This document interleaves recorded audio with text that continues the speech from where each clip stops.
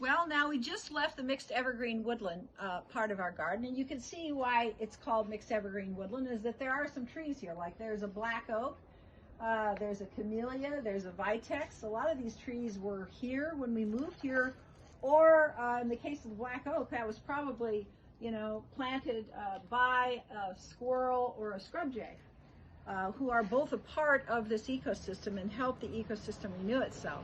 All right, so moving into this next ecosystem or plant community is the grassland here. So we're trying to replicate this grassland as the Santa Clara County grassland mixed with a lot of perennial plants. And in between the grassland and the mixed evergreen woodland is an area called the Ecotone.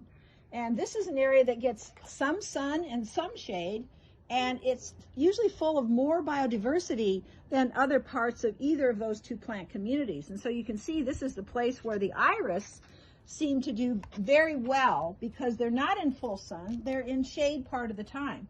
So as we move forward, we're going to talk about how understanding ecosystems is going to help us understand a food system that is going to be able to sustain itself in many ways like an ecosystem or a plant community does.